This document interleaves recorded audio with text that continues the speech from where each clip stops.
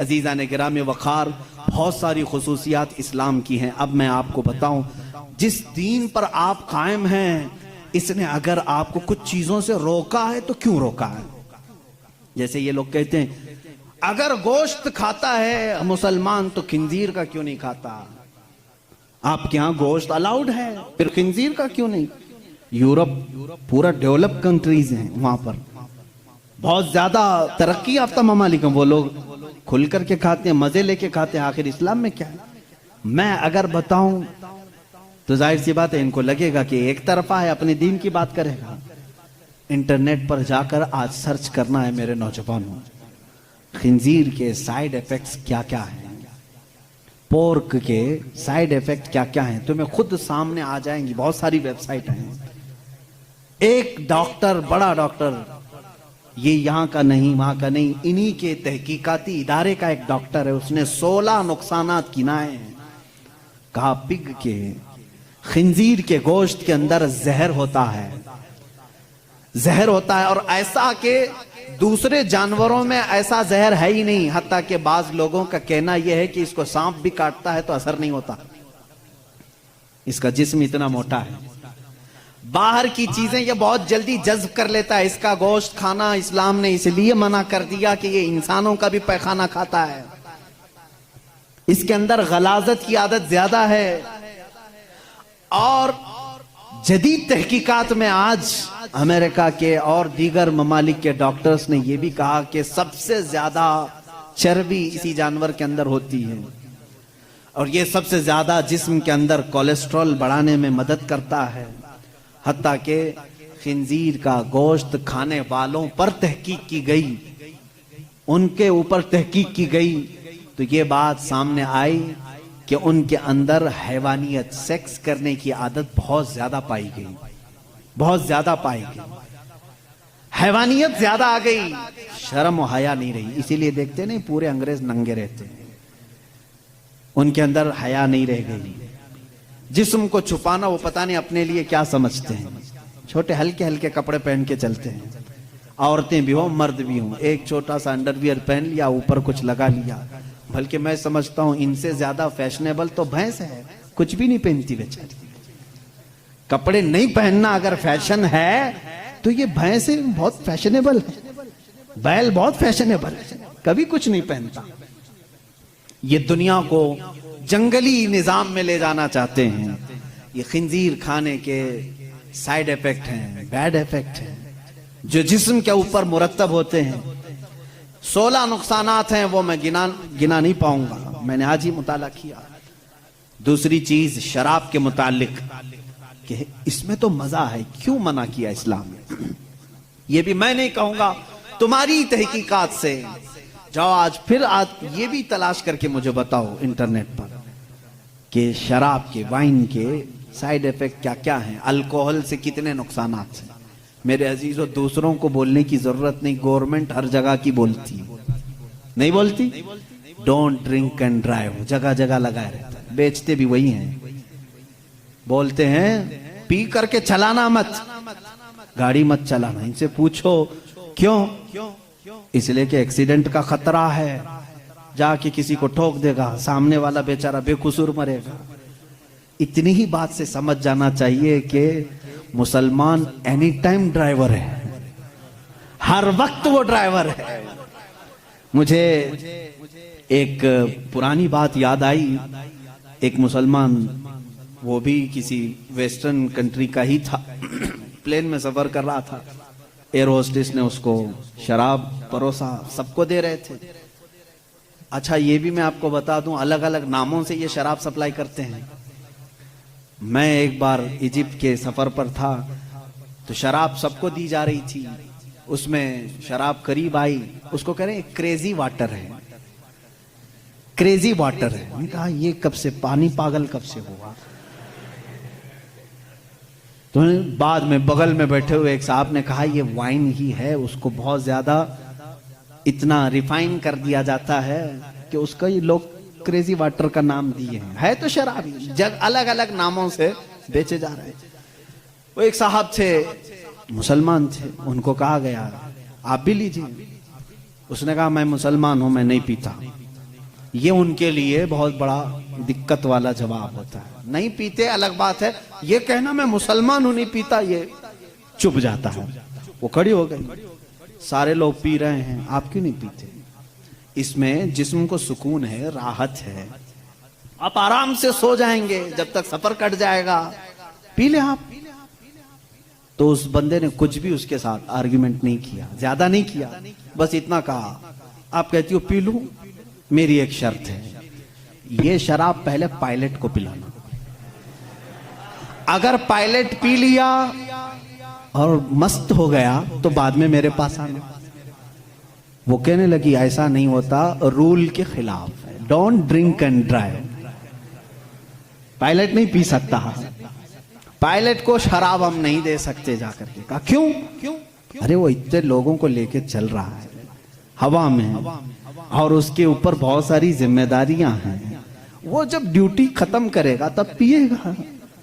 उसने कहा, उस मुसलमान ने, हू बहू इस्लाम भी यही कहता है, ऐ मुसलमान तेरे कंधों पर पूरे इस्लाम की जिम्मेदारी है, तू जब चल रहा है तो तेरे पीछे पूरी एक नस्ल है, कहीं तेरा कदम डगमगा गया तो पूरी नस्लें डगमगा जाएंगी।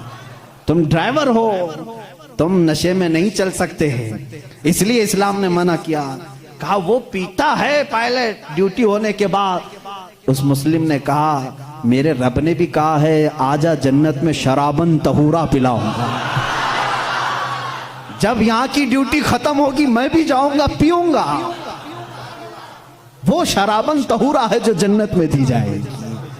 ऐ मेरे अजीजों, जिन्होंने दुनिया में अपने जिस्मों को अल्कोहल से खराब कर दिया, उनके लिए जन्नत का मशरूब नहीं, उनके लिए जन्नत की शराबन तहूरा नहीं।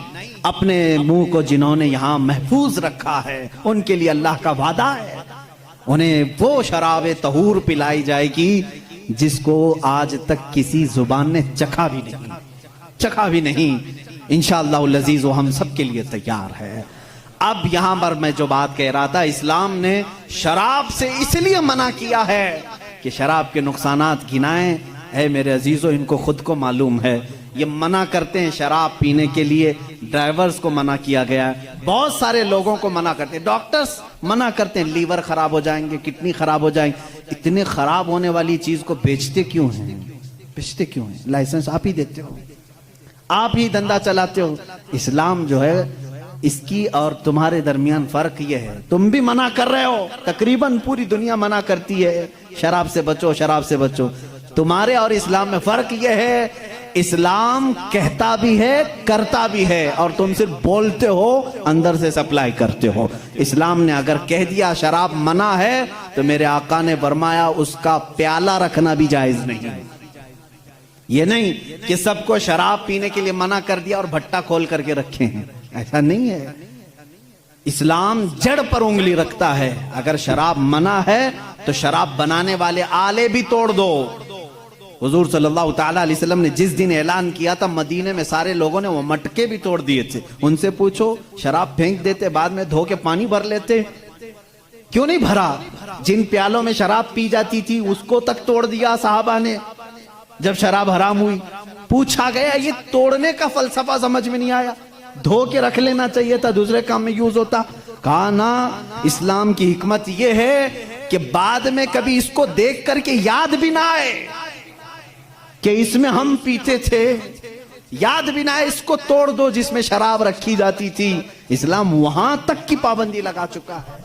ऐ मेरे अजीजों, बहुत सारी खुसूसियात हैं। जिस दीन पर आप कायम हो, यही कामिल दीन है, यही अकमल दीन है।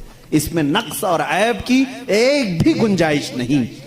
मेरा टॉपिक और तवील था, लेकिन वक्त की गुंजाइश नहीं है, हमें जल्दी बात समेटने का कहा भी गया है।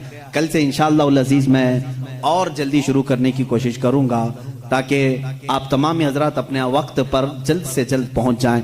आखिरी मेरी चंद बातें ये सुन लो, जिस दीन फितरत पर आज हम सब अमल कर रहे हैं, ऐ मेरे गयूर नौजवानों, मैंने कल भी ये बात कही थी कि कभी अपने आप को हल्का मत समझना। तुम जिस दीन पर कायम हो, फख्र से कहोगे कि मैं मुस्लिम हूँ, फख्र से कहोगे अल्हम्दुलिल्लाह मैं इस्लाम पर हूं। क्योंकि दुनिया आज इस तरह के प्रोपेगेंडे फैला रही है, ये टीवी मीडिया के जरिए, ये दज्जाली मीडिया है जो पूरे बैठे हुए हैं, ये दज्जाल की फौज है। पूरे हक को बातिल बनाना, बातिल को हक बना करके पेश करना। इनको देखें, मुसलमानों के बारे में थोड़ी सी बात मिले कहीं पर भी उसको ला करके प्रोपेगेंडा फैलाया जाए, डिबेट के लिए बुलाया जाए, जर खरीद मौलवियों को बुला करके उनको जलील किया जाए। ये सारे काम क्यों करते हैं जानते हैं आप? ये टीवी शोज में सिर्फ इसलिए कि ये नौजवान अपने आप को गिल्टी फील करे, अरे क्या यार मैं गलत कर दिया, मुसलमान हो गया। देखो हमारे मुसलमानों के साथ क्या है। और फिर ये क्या करने लगता है, धीरे धीरे अपने आप को छुपाने लगता है, दूसरों के सामने जाकर के कहने लगता है नहीं नहीं नहीं मैं वैसा मुसलमान नहीं हूं, ऐसा मुसलमान नहीं। तुम सफाई देने लग जाते हो, इनकी बातों में आ गए तुम, इन दज्जाली लोगों की बातों में बहक गए।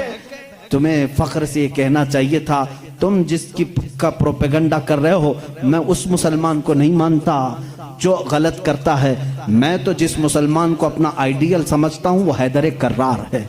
मैं जिस मुसलमान को आइडियल समझता हूं वो उस्मान इब्न अफ़्फ़ान है। मैं जिसको आइडियल समझता हूं वो उमर फारूक है। मैं जिसको आइडियल समझता हूं वो सिद्दीक़ अकबर है। बल्कि मेरा पूरा नमूना जिंदगी अगर किसी के इर्द गिर्द घूमता है वो मोहम्मदुर रसूलुल्लाह है। मैं किसी ऐसा का आशिक नहीं हो कि तुम मुझे ब्लेम करो कि तुम कमजोर लोग हो, तुम लोग ऐसे हो वैसे हो ना। मैं कभी भी इस्लाम को हल्का नहीं समझता। हो सकता है मेरे से खराबियां हो जाएं, गलत काम हो जाए, लेकिन मेरा दीन हल्का नहीं है। मेरा दीन हल्का नहीं है। तुम हमेशा प्राउड फील करो, हमेशा अपने आप को फख्र से महसूस करो। इंशाअल्लाह अज़ीज दुनिया में भी अल्लाह ताला ने हमें इज्जत से ही रखा है। क्या ये इज्जत नहीं है मेरे अजीजों? आज भी ये इज्जत नहीं समझते इसको कि अल्लाह ताला तुम्हें हलाल खिला रहा है, पाकीज़ा खिला रहा है। तुम्हें कितनी बातों को अल्लाह ताला ने पाक करके रखा है जानते हैं? तुमको वहशी कौम में नहीं रखा, तुमको जिना से रोका गया है, जिसको आज पूरी दुनिया भी ये समझती है। अच्छा ये बात भी मैं आपको बता दूं, जिन लोगों ने ये कहा है कि खुलेआम छोड़ देना चाहिए, सब जिसको पसंद करें, सब एक दूसरे के साथ गठबंध हो जाएं, मर्द औरतों के साथ इख्तिलात करें, अकली दलीलें बहुत लाते हैं। तो इनसे कहो अपनी बहन और भाई के निकाह को क्यों तुम गलत समझते हो? कर लेना चाहिए फिर। नहीं, आज पूरी दुनिया इसका इनकार करती है। भाई और बहन का रिलेशन नहीं हो सकता, निकाह में नहीं हो सकता। हालांकि अकल के एतबार से क्या है, वो मर्द है या औरत है, मिल जाना चाहिए। नहीं तस्लीम करते ये, फिर हमको कहते नहीं अखलाक ऐसे नहीं है कि बहन के साथ निकाह नहीं करना चाहिए। मेरे अजीजों, इस्लाम अखलाक ही तो सिखाता है, अखलाक ही तो सिखाता है कि हम मर्दों को ये हुक्म देते हैं हर एक औरत के साथ तुम दस्त दराजी नहीं करोगे, बल्कि वही औरत तुम्हारे लिए हलाल होगी जिसके साथ निकाह का एग्रीमेंट करके आओगे। हम हर औरत पर अपने हाथ चलाने और अपने हुक्म झाड़ने की बात नहीं करते, बल्कि वही औरत तुम्हारी जिंदगी का हम सफर बनती है जिसको तुमने सबके सामने अलल ऐलान कबूल किया है। हम छुप करके किसी औरत को ले जाने के कायल नहीं, बल्कि मेरे आका ने फरमाया जब निकाह हो तो ऐलान करो, सबको ऐलान करके बताओ कि मैं फलां के साथ अब वाबस्ता हो चुका हूं।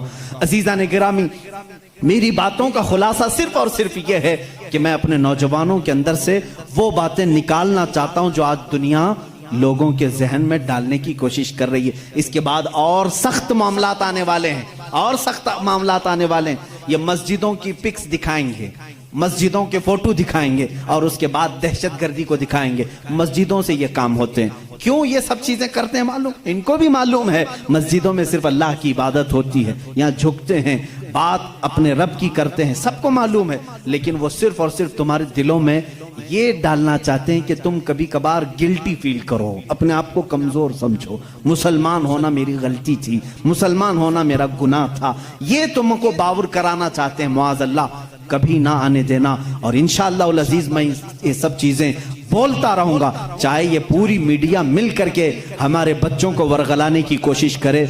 मेरे रब की साथ से मुझे यकीन है, मैं साल में एक बार कहूंगा इंशाअल्लाह ये नौजवानों के दिलों से खौफ निकलेगा, निकलेगा, खौफ निकलेगा।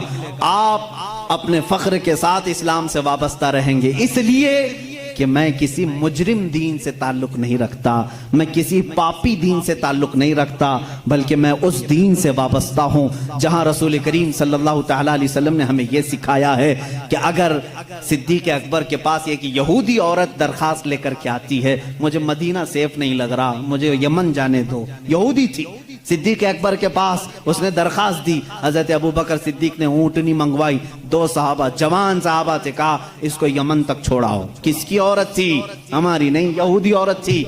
अब उसी यहूदी औरत से सुनो ये 2 नौजवान कैसे लेकर के गए, यमन तक छोड़ने के लिए गए। वो औरत यमन पहुंची तो वहां जाकर के उसका अलग ही मामला था। ये दोनों नौजवानों के बारे में वो बताती है, सारे लोगों को जमा करके, मैं समझती थी कि मदीना सेफ नहीं है, सारे मुसलमान जमा हो गए, अब यहाँ पर सब मुसलमान भर गए, लेकिन मैंने ये 2 नौजवानों को देखा, मदीने से लेकर यमन तक ये मेरे साथ आए, लेकिन एक बार भी इन्होंने सर उठाकर मेरी तरफ देखा नहीं।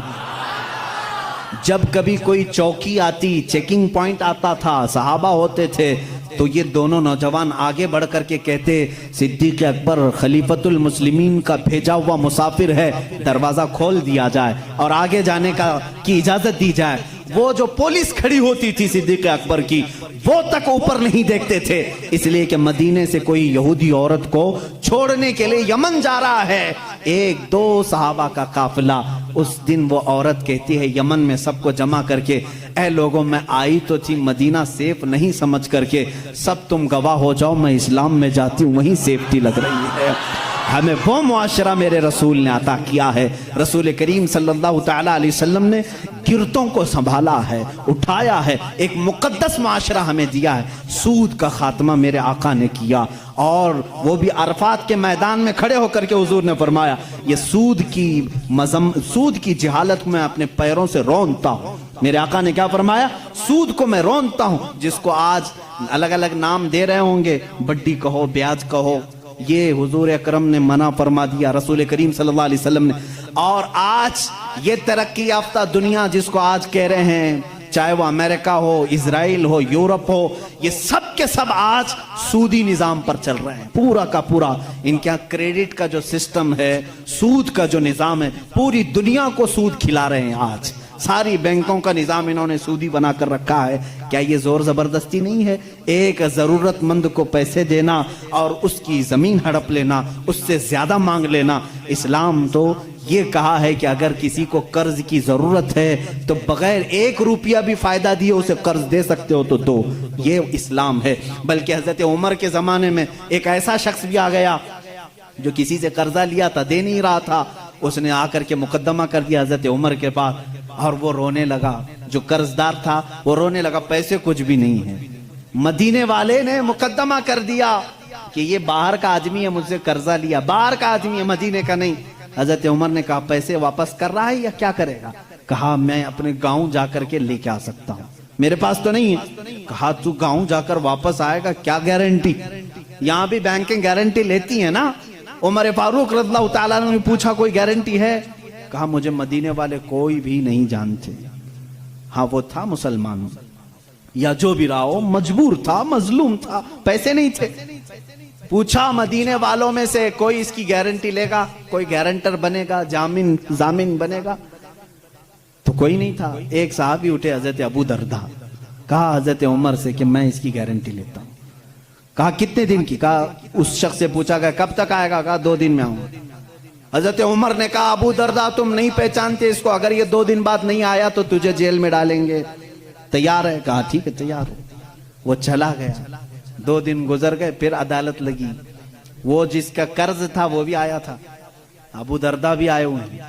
थोड़ी देर गुजरी, मगरिब का वक्त हुआ, वो शख्स आ गया, पैसे लेकर के आया हजरत उमर के पास। कहा बड़ा एहसान आपका, आपने 2 दिन का टाइम दिया, मैं अपना कर्ज लेकर के वापस आ गया हूं। थोड़ा सा कर्ज था, उस पर इंटरेस्ट नहीं, जितना लिया था उतना ला कर दिया, मामला खत्म हुआ।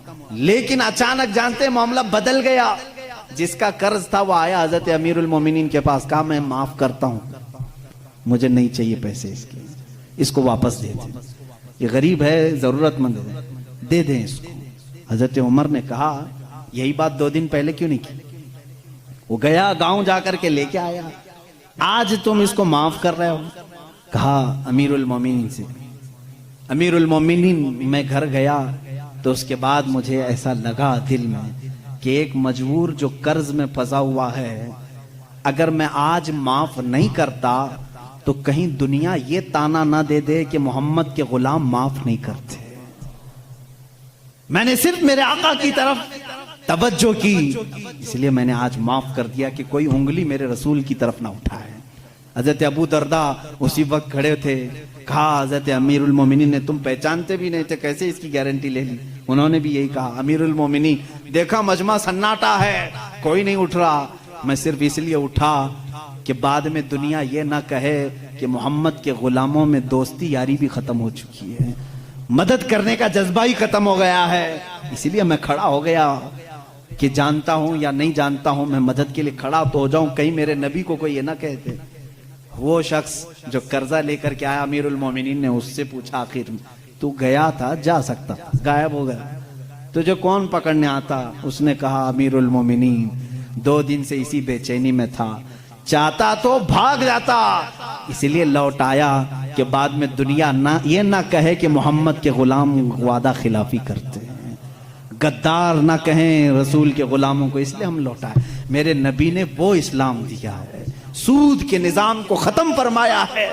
और हुजूर सल्लल्लाहु अलैहि वसल्लम ने फरमाया, जोर जबरदस्ती किसी पर नहीं। हमारे यहाँ किसी काले पर किसी गोरे को फजीलत नहीं, किसी लंबे को किसी नाटे पर फजीलत नहीं, किसी भी बड़े आदमी को अमीर को गरीब पर फजीलत नहीं, बल्कि हमारे यहाँ फजीलत अगर है किसी को सिर्फ तकवा और परहेजगारी पर है। आज जो इस्लाम पर भौंकते हैं वो अपनी जमीन नहीं संभाल पा रहे। अमेरिका में काले गोरे की लड़ाई आज भी चल रही है, आज भी चल रही है। राइट्स इतने हैं, गोरे कालों को मार रहे हैं, काले गोरों को मार रहे हैं। तुम 14 सदियों के बाद इस तरक्की याफ्ता जमाने में काले गोरे का फर्क नहीं मिटा सके, वो हबीबे कायनात सल्लल्लाहु अलैहि वसल्लम 14 सदियों पहले ही निहायती हबशा के रहने वाले काले लोगों में से एक बिलाल को खाने काबा की छत पर चढ़ाया और दुनिया को यह बताया कि वाबस्तगी अगर नबी के गुलामी की हो जाए, रसूल के दामन से कोई वाबस्ता हो जाए, तो उसका मकाम सिर्फ ये कालीन फर्श नहीं बल्कि काबा की छत भी उसके कदमों के नीचे होती। उमर हजरत बिलाल हबशी को हुजूर ने चढ़ाया कि नहीं चढ़ाया? फतेह मक्का के दिन हजरत अबू बकर थे, हजरत उमर थे, हजरत उस्मान थे, हजरत अली थे रज़वानुल्लाह अलैहिम अजमाइन। इनमें से किसी को खड़े करके कहते चढ़ो ऊपर अजान दे दो ना। हजरत बिलाल को क्यों कहा? पूरी दुनिया को ये बताने के लिए अमीरी गरीबी गुलाम आका का फर्क इस्लाम ने मिटा दिया। अब आका वो होगा जो रसूल का गुलाम होगा। अजीजा ने गिरामी वखार, इस्लाम उस दीन को कहते हैं जिसमें ऊंच नीच का फर्क नहीं, जहां अमीरी गरीबी ये सारे सिस्टम नहीं। ये कास्टिज्म कहां से? इस्लाम में नहीं। अगर तुम बिरादरी के फर्क करते हो तो ये जहालत है। हमारे यहाँ इन तमाम चीजों की मजम्मत की गई है और ये इस्लाम पर भौंकने वाले लोगों से फिर मैं कहता हूं, जरा अपने दामन में झांक करके देख लो। आज भी तुम्हारे यहाँ मार तोड़ है। इस बिरादरी का आदमी इस बिरादरी से शादी नहीं कर सकता। अरे राजस्थान में आज भी है, छोटी बिरादरी वालों को अगर वो आकर के पानी के गिलास को हाथ भी लगा दिए तो उनका गिलास तोड़ दिया जाता है। आज भी है। दलित लोगों के साथ आज भी ये नाइंसाफी है। हिंदुस्तान की बात कर रहा हूं। और इस्लाम उस दीन को कहते हैं जहां सब अमीर गरीब एक हो गए। इसीलिए शायर ने कहा था, शायर मशरिक ने, कि आ गया ऐन लड़ाई में गर वक्त नमाज। ये इस्लाम का फलसफा है। आखिरी में मैं समझा रहा हूं, इस्लाम की इक्विलिटी को, मसावत को तुम क्या समझ सकोगे? आज ये जो बराबरी के हुकूक की बात करते हैं, मैं इनसे कहता हूं जरा कभी किसी दलित को पंडित बना के दिखाओ, किसी दलित को, किसी SC ST को तुम अपने मंदिर का पुजारी बना के देखो। नहीं, अब शगुन हो जाएगा, अब शगुन हो जाएगा। इसको तो हक नहीं, दलित को हक नहीं है कि वो धार्मिक चीजें। बल्कि उत्तर प्रदेश में एक ऐसे प्रोफेसर भी हैं, मैं जब दिल्ली गया था वहां पर उसके बेटे से मुलाकात हुई थी। उन्होंने कहा था वो उसके बाप संस्कृत कितने सालों से पढ़ रहे हैं और पढ़ा रहे हैं, लेकिन हमेशा गांव वाले मारते हैं कि संस्कृत जबान सिर्फ ब्राह्मण लोग पढ़ सकते हैं, तू दलित है। ये कास्टिज्म यहां पर भी चल रहा है। इसके खिलाफ क्यों नहीं कोई कानून लाते? मंदिरों में पुजारी और पंडित दलित बिरादरी के भी लोग होना चाहिए। ये मैं उनकी तरफ से आवाज उठा रहा हूं। लाओ तुम आओ इधर मस्जिद के मुसल्ले पर देखो। मस्जिद के मुसल्ले के लिए कहीं पर भी ये शर्त नहीं खान होना चाहिए, पठान होना चाहिए, बल्कि यहाँ पर शर्त ये है हाफिज कुरान हो, बस वो हमारे सरों के लिए इमाम है, वो हमारी नमाजों का इमाम है। अगर इल्म दीन मुस्तफ़ा है वो हमारे नमाजों का इमाम है। अगर वो तकवा व तहारत तजवीद को जानता है वो हमारा इमाम है। शरीयत सिर्फ इतना कहती है ईमान हो, बाकी किसी भी बिरादरी का हो, ईमान हो किसी भी बिरादरी का हो, वो इमाम बन सकता है। मस्जिद के मुसल्ले पे भी चढ़ सकता है, मिंबर पे भी चढ़ सकता है, कुरान भी पकड़ सकता है, बल्कि तुम्हें फतवा देने की अथॉरिटी भी रखता है, फतवा देने की अथॉरिटी भी रखता है। जानते हैं हमारे कुछ मुफ्तियान कराम अभी माजी करीब में गुजरे हैं, आज अब भी एक बहुत बड़े फकीह मौजूद हैं, मैं नाम जिक्र नहीं करूंगा, बहुत बड़े फकीह हैं जिनकी ताजीम खुद मुर्शिद गिरामी हुजूर ताजुश शरिया फरमाया करते थे, वो आज भी मौजूद हैं, लेकिन वो एक पंडित के बेटे हैं, वो पंडित के बेटे हैं। शुरू में खुद उनकी घर के माहौल ऐसे थे, पूरे हिंदुआना रस्म रिवाज थे, लेकिन मुजाहिदे मिल्लत का काफिला आया था, वो ईमान लाए और दरसे निजामिया पढ़ा, आलिम बने, मुहद्दिस बने, फकी बने। आज उनकी पोजीशन ये है 60 मुफ्तियों के बीच में बैठ करके वो फतवा देते हैं। ये इस्लाम है, ये इस्लाम है। हम छोटी बिरादरी, बड़ी बिरादरी, ये बीच की बिरादरी नहीं। अगर ईमान है तो तू हमारे सर का ताज है। अगर तेरे दिल, मुझे यहाँ क्यों बिठाया, कभी मेरे सुनने वालों ने ये नहीं पूछा कि तुम्हारी बिरादरी क्या है, कभी नहीं पूछा, बल्कि इन्होंने सिर्फ यही देखा है कि बोलता तो नबी की बात है, बस इतनी काफी है। इसीलिए आखिरी ये शेर पर मैं अपनी गुफ्तगू खत्म करता हूं। इकबाल ने कहा था, आ गया ऐन लड़ाई में गर वक्ते नमाज, किबला रूहों के जमीन बोस हुई कौमे हिजाज, एक ही सफ में खड़े हो गए महमूद और अयास, ना कोई बंदा रहा ना कोई बंदा नवाज। ये है इस्लाम। जिस सफ में मेरे आका सल्लल्लाहु अलैहि वसल्लम ने सिद्दीक अकबर को खड़ा किया, बगल में बिलाल हबशी को भी खड़ा किया, एक जगह उमर फारूक को खड़ा किया है, उस्मान इब्ने अफ्फान जो अपने वक्त के करोड़पति नहीं अरबपति, मैं सिर्फ आपको उनके माल का अगर तखमीना बता दूं, जब खुलफाए राशिदीन की बात आएगी तो मैं बताऊंगा। एक बार जंग में उन्होंने 3000 ऊंट दिए थे, 3000 दिरहम दिए थे। अभी का विकिपीडिया मैंने उसका कैलकुलेशन करके पूछा कितना होता है 3000 दिरहम, उस जमाने का आज की वैल्यू क्या है, तो इसमें बताते हैं 1 अरब 16 करोड़ रुपए। एक वक्त में दान करने वाला उस्मान इब्ने अफ्फान, एक वक्त में खैरात करने वाला, 1 अरब 16 करोड़ रुपए खर्च करने वाला उस्मान इब्ने अफ्फान उसी सफ में खड़ा है, और बगल में वही अली खड़ा है जो दिन में 2 दिरहम कमाया करता है, रज़वानुल्लाहि ताला अलैहिम अजमईन। इस फर्क को मिटाने का नाम इस्लाम है। मेरे अजीजों, इस्लाम को पढ़ो, समझो। मैं उनको भी दावत फिक्र देता हूँ। यूं ही भौंकना अच्छी बात नहीं। बिजली आती है तो कुत्ते भी भौंकने लगते हैं, उन्हें क्या पता कि बिजली क्यों चमक रही है, अरे बारिश आने वाली है, उन्हें नहीं मालूम। इसी तरह मैं उनको दावत फिक्र देता हूँ, उठाओ इस्लाम को, मेरे आका की सीरत को, कुरान को, इंशाअल्लाह तुम्हारा भी दिल खुल जाएगा और तुम भी समझ जाओगे कि इस्लाम किस चीज का नाम है। इस्लाम की फितरत में कुदरत ने वो लचक दी है, जितना ही दबाओगे उतना ही वो उभरेगा। वाखिर दावाना अनिल हम्दुलिल्लाह।